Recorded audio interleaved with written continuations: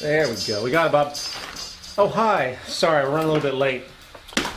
Excuse me a sec. Hey, Bob, make fast.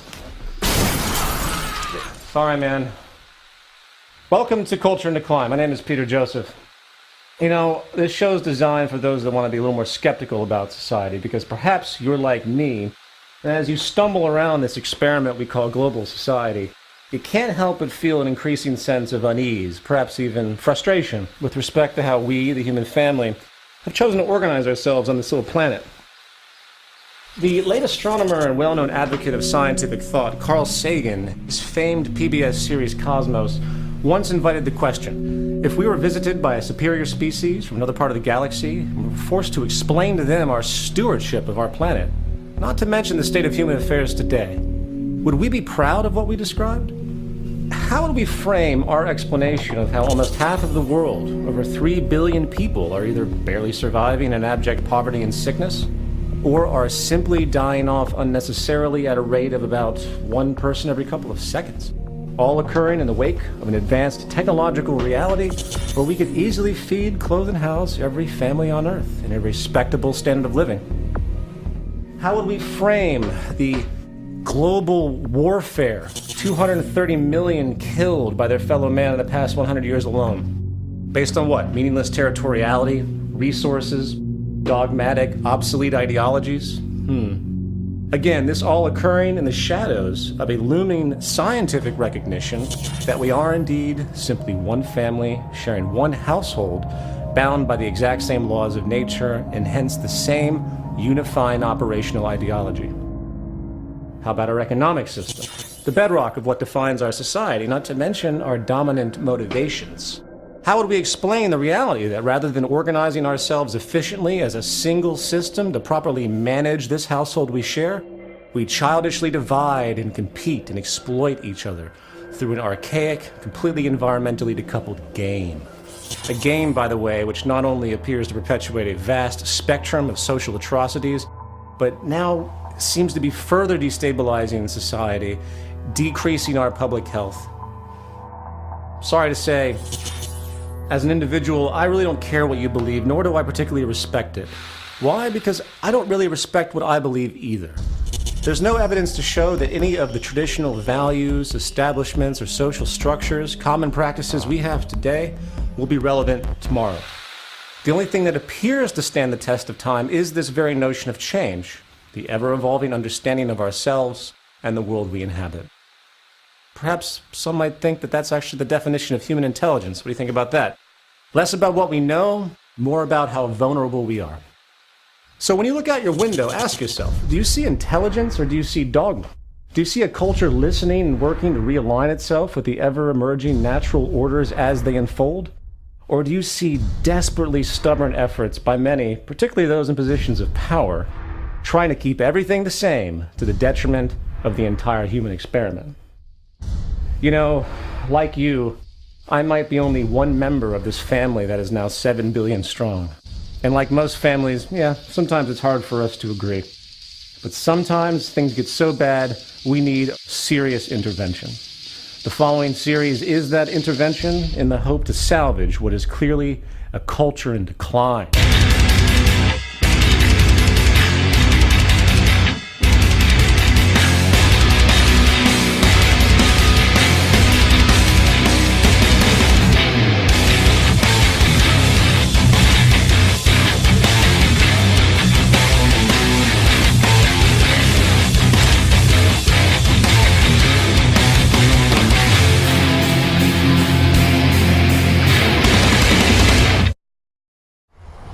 It's an election year in the United States, and some may say it's an election year for the whole world. Still the dominant empire, the United States political system has spent roughly $25 billion in the past decade alone. An amount of money, if averaged and distributed annually, could house and feed every homeless person in America, effectively ending the epidemic. Perhaps like me, by the end of this program, you'll find that money would be better well spent.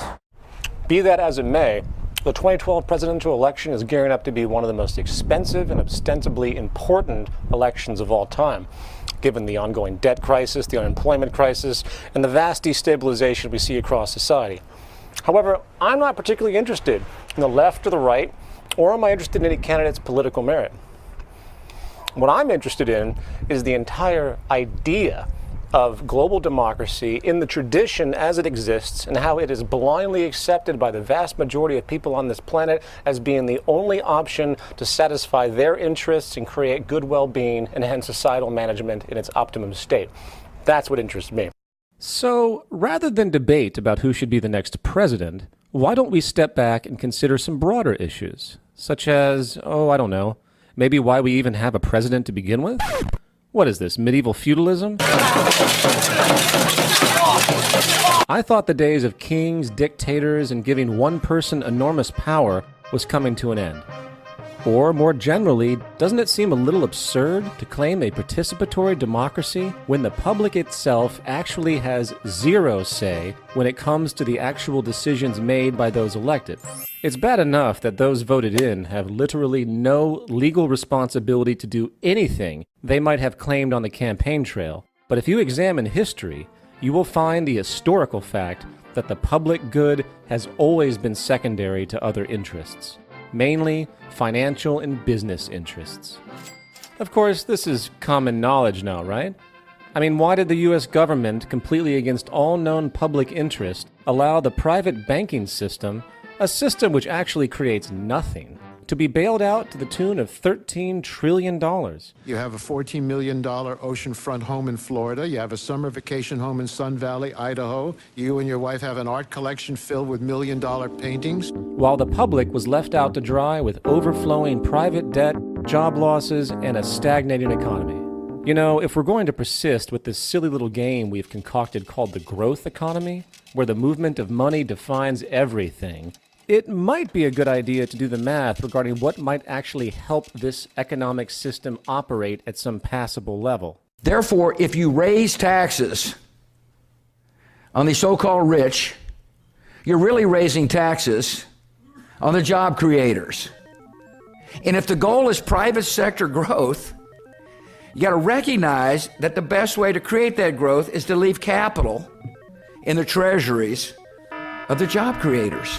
If that money spent on the bank bailout was spent on, say, relieving private household debt instead, while letting Goldman Sachs, JP Morgan, and all of the other technically meaningless, non-producing financial institutions experience the failure and bankruptcy they deserved, simultaneously nationalizing the entire U.S. banking system as a whole, the U.S. economy might have had a chance.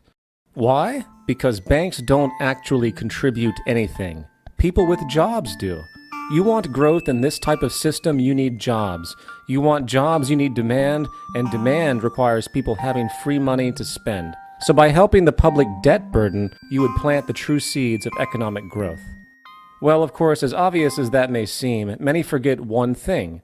The bailout had nothing to do with helping the U.S. economy, nor does it or will it work to help any hurting, sovereign economy in the world. Why? Because we live in a plutocracy, not a democracy, and the only true power is actually behind the curtain, not in front. The financial and business powers not only own and control this country, they own and control the whole planet. And no, it's not a conspiracy, it's a value system disorder. As long as a dollar sign is associated with every blade of grass, every plot of land, every fleeting thought or invention, not to mention judging the merit of individuals for their right to life through labor, we should expect nothing less. Since the inception of the state itself, coupled with the underlying power of money as the ultimate driver of human decisions and hence persuasion, the true power has always been financial. And those little people you elect into office every couple of years, they have owners too. And don't you forget it. Democracy, is that something you believe in as it exists today in America? Well, when you say as in believe in, does it exist like forest fires or God or the devil? What is your opinion of the American democratic system as it exists? It's broken. It's deeply, deeply broken. Democracy goes, of course, to Greece, and it's the theory that the people own the government. And is it in practice happening in 2012 in this country? Not close. It's a corporatocracy. So all of this considered, let's now think a little more accurately about this whole democracy deal. Since the tradition of our democracy has to do with representatives elected to apparently do our thinking for us, a critical question becomes, where do these people come from? Why are they the ones on your TV and not others? Did you decide that these people are the best choices to compete for such critical leadership? Or have you noticed that the most pronounced candidates, especially the presidential, sort of come out of nowhere and through the media are given credence merely by repetition of exposure? The term democracy comes from the Greek demos, which means people, and krates, which means rule. And so the people of a given society express their opinions through votes, and policy is created by the majority's interest. It appears the process was formalized in ancient Greece and has been adapting ever since. However, it didn't take long for a bit of cynicism to emerge with respect to the process itself, given the fact that the entire basis of the idea assumes that the voting public actually is educated enough to know what they're doing. Franklin D. Roosevelt once acutely stated, "Democracy cannot succeed unless those who express their choice are prepared to choose wisely. The real safeguard of democracy, therefore, is education." Winston Churchill, on the other hand, was a little less forgiving, stating, "The best argument against democracy is a 5-minute conversation with the average voter." And, of course, the infamous Mark Twain jumped to the inevitable punchline, stating, "If voting made any difference, they wouldn't let us do it." I would like you to ask yourself, if we were in the ruling class, the investment ownership class, to paraphrase Thorstein Veblen, and we wanted to preserve our interests against any interference, what would we do? Well, first we need to take the broadest possible view we can. We need to make sure the voting public is as uninformed as possible regarding relevant issues that might contradict our establishment's practices. Coupled with that, we also need to eliminate as much independent, logical, causal, scientific thought as possible. So, let's support an extremely underfunded, outdated, and deprived public educational system. A system focused on merely getting a person a job one day, not teach them how to critically and logically think. At the heart of democracy really is the basic assumption that the public is well educated about critical thought, they know how to think about things and evaluate, and therefore they can make proper decisions, right? What is your opinion on American education and hence its effect on the democratic process? I think that, we have multiple problems in the education in America. One, I think we're dealing with the dumbing down of America. And do you feel that this sort of poor educational system actually benefits the establishment? Oh, absolutely. Absolutely. Keep them stupid, keep them easily entertained. If they're uninformed, they can't fight back. However, to further reinforce this, we also need to push and reward belief systems that support passive obedience. Belief systems and values that are stubborn, irrational, and promote closed thinking. Religion becomes super helpful in this circumstance. Is it possible that religion is being politicized and that candidates are using it as a tool? I believe that God created the universe. And we're enjoined by Scripture and the Lord Jesus to oppose it with all our might. Let us not pray that God is on our side in a war or any other time, but let us pray that we are on God's side. May God bless the Seventh-day Adventist Church. I thank the God who loves us, the God who gave us life, who gave us our being. And so to every sailor, soldier, airman, and Marine who's involved in this mission, let me say, you're doing God's work. If people are groomed to be obedient and follow blindly, they are ripe to extend that obedience to others who claim authority. Check. Next, it's critical we recognize a unique sociological characteristic of the human condition, something we will call herd psychology. This is the tendency for us humans when faced with mass appeal to often behave in extremely thoughtless and malleable ways. In the words of Charles Mackay, famed author of Extraordinary Popular Delusions and the Madness of Crowds, "Men, it has been said, think in herds. It will be seen that they go mad in herds, while they only recover their senses slowly and one by one." However, this doesn't just apply to, say, a soccer riot. Such mob persuasion can be generated through simply shared cultural events. Remember September 11th? Talk about mass insanity. This event created an immediate crowd madness with fear and revenge. And it didn't take long for the U.S. government, and other governments in fact, to harness that madness and funnel support for draconian legislation and illegal invasions. However, this herd psychological tendency is not only very useful for implanting and guiding perceived issues of importance, it is also critical in setting rigid limits of debate, creating the tendency for those who begin to question beyond those limits to be ostracized and rejected by the herd itself. You know, if someone talks about a more equitable distribution of income in society, all the growth that has occurred in our country over the last decade or more has gone to the upper 1-2%. Fucking communists. If someone speculates about the obvious power manipulation and corruption, God damn it, I am so sick of these conspiracy theorists and their lies. The Federal Reserve does not collude for its own self-interest. And heaven forbid we get those do-gooders who want to actually apply modern scientific knowledge and improve society with it. Yeah, right. Feed, clothe, and house everybody on Earth with technology? Utopian jackasses. Remember, probably the greatest way to control human thought is to establish a deep fear of social rejection and associate that fear to culturally taboo subjects. So, that groundwork in motion, we now have to deal with the pesky problem that the public just might wise up enough and work to maneuver a person into political power that will cause us problems. Therefore, some more specific structural safeguards are in order. Basically, we need to make sure those unwanted candidates are unable to get anywhere near the major outlets for public digestion. And if they do, the practice is to treat them like freaks. Are you suggesting that heroin and prostitution are an exercise of liberty? What you're inferring is, you know what? If we legalize heroin tomorrow, everybody's going to use heroin. How many people here would use heroin if it was legal? How do we do that? With money. And our corporate constituency has plenty. We just need to make sure the use of this money for political influence goes uninhibited. In a U.S. Supreme Court 1976 decision, the freedom for a candidate to use unlimited personal money for their campaign was deemed legal, equating spending money with the right of free speech, in fact. What this translates to, in effect, is the removal of any regulated fairness of expression, and hence whoever has the most money has the most resources and hence effect. Perfect. However, let's secure this a little bit farther. Let's also make sure that our corporations are given the legal right to promote our little puppets without limit. Luckily, in 2010, our pals again at the U.S. Supreme Court confirmed that the government may not restrict political spending by any corporation in candidate elections, as they are, once again, protected by the First Amendment. So now we can buy mad ad space to promote whoever we want as much as we want, drowning the opposition in the media. And double check.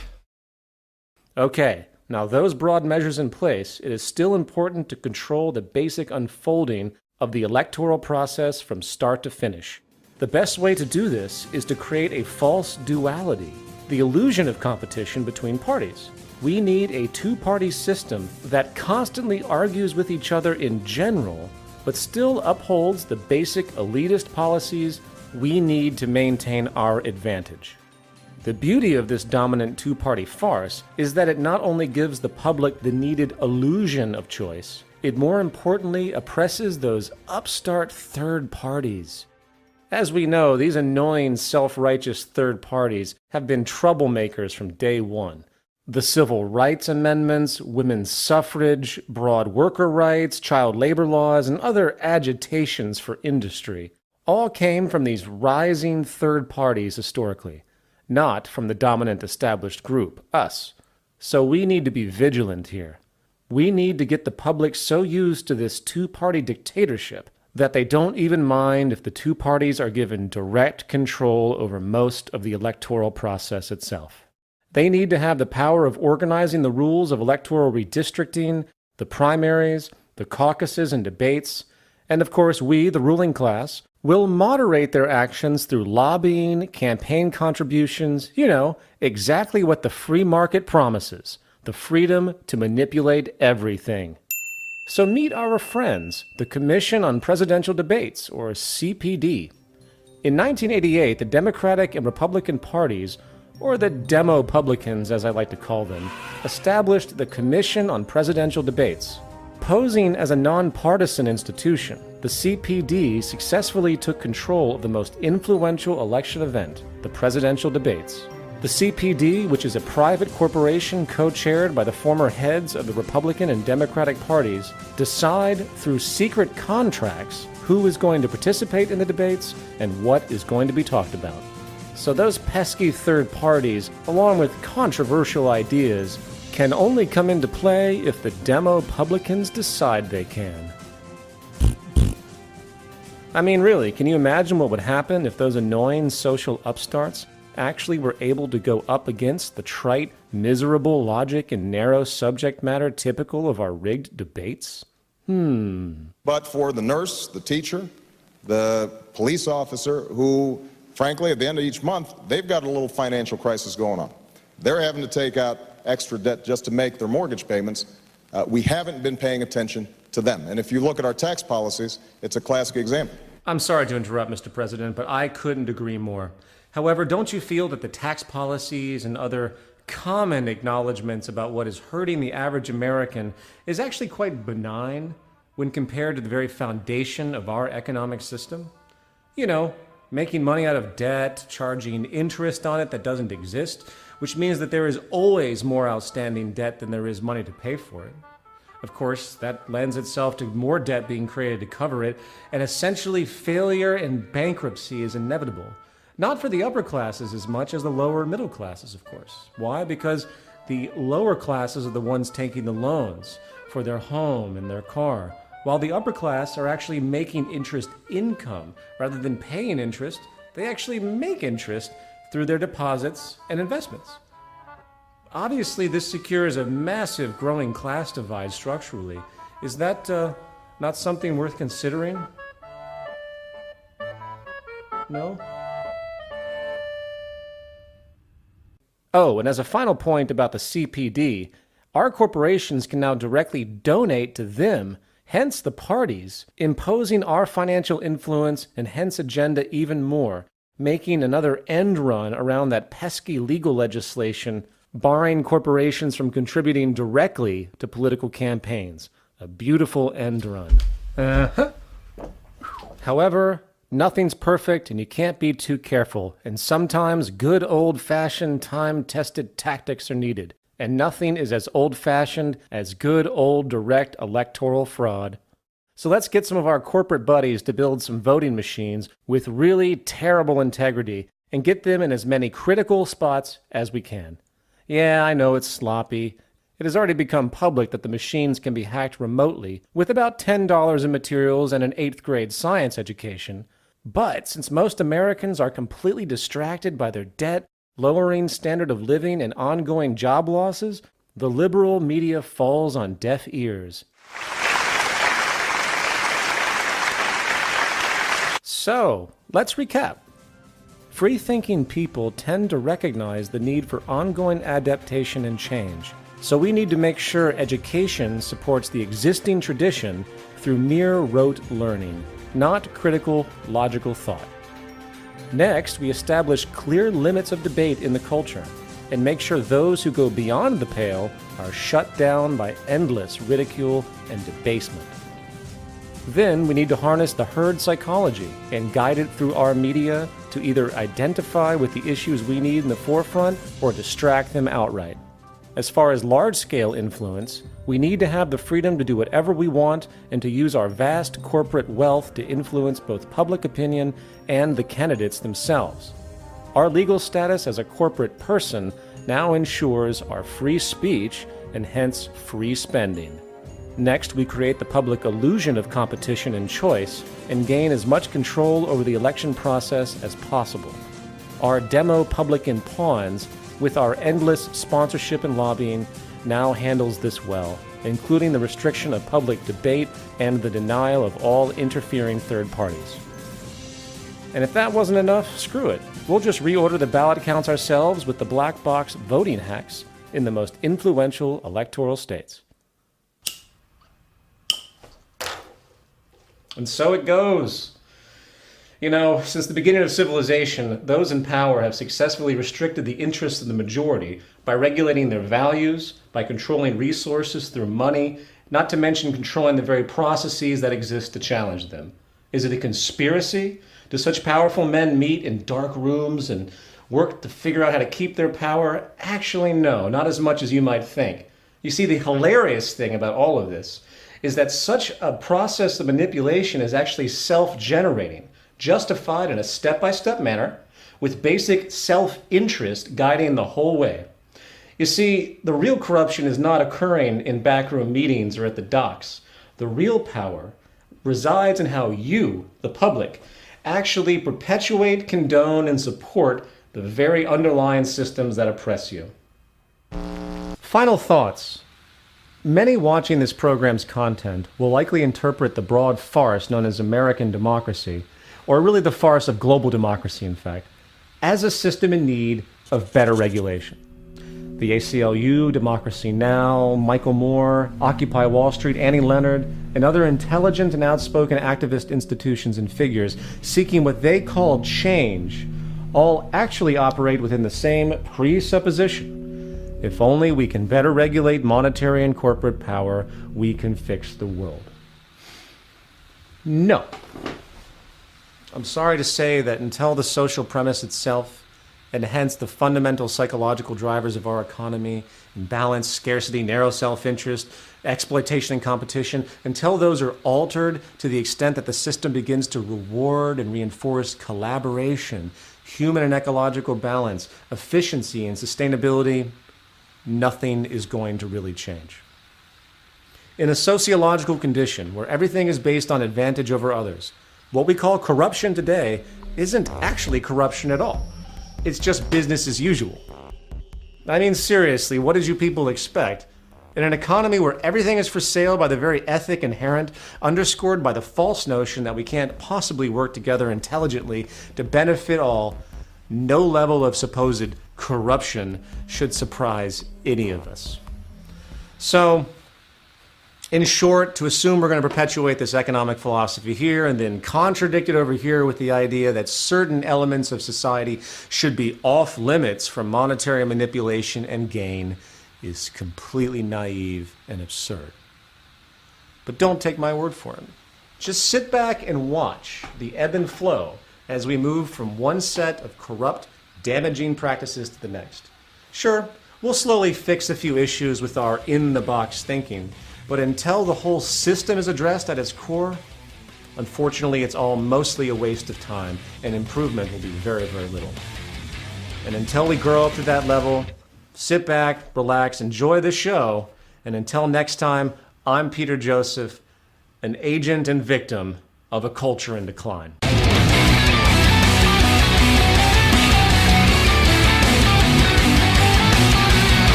Take,